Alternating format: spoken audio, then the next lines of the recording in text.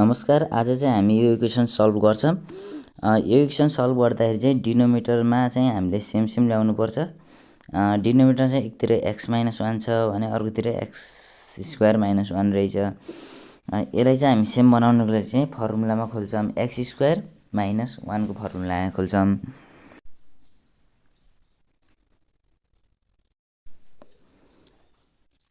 अब चाहिँ हामी a² - b² को फर्मुलामा खोल्छौँ।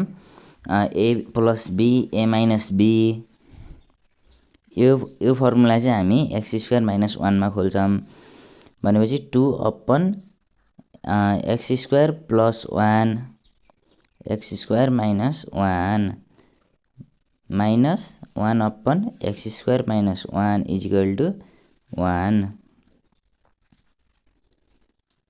अब चाहिँ हामी डिनोमिनेटरमा चाहिँ x - 1 र x - 1 एउटा कमन आउँछ, बच्छ x + 1।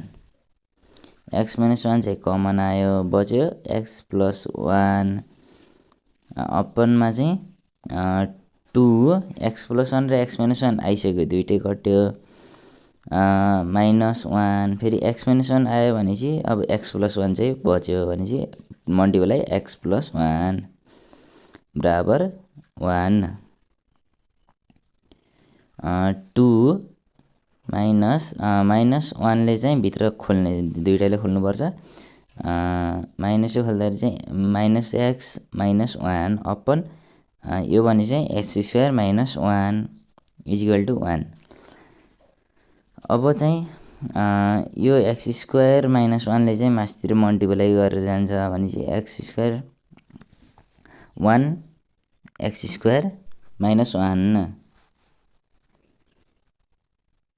यसपछि चाहिँ यो 1 ले चाहिँ भित्र दुवैले खोल्छ भनेपछि x² - 1 -1 र -1 कट्यो, बच्यो रिमेनिङ चाहिँ 2 - x = x²।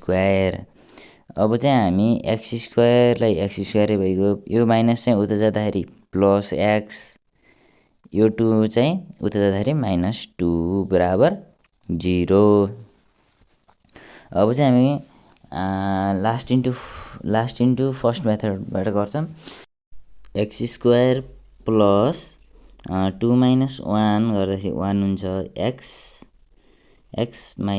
- 2 बराबर 0।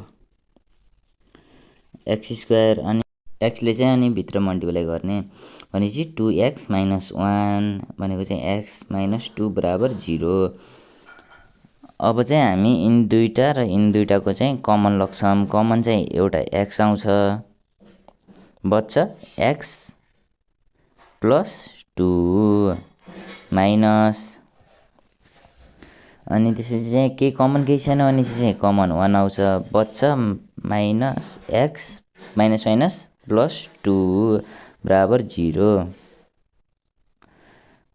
+2 कमन आयो भने -x - 1 चाहिँ रिमेनिङ भनेपछि चाहिँ = 0। अब चाहिँ आइदर गरेर गर्नुपर्छ, आइदर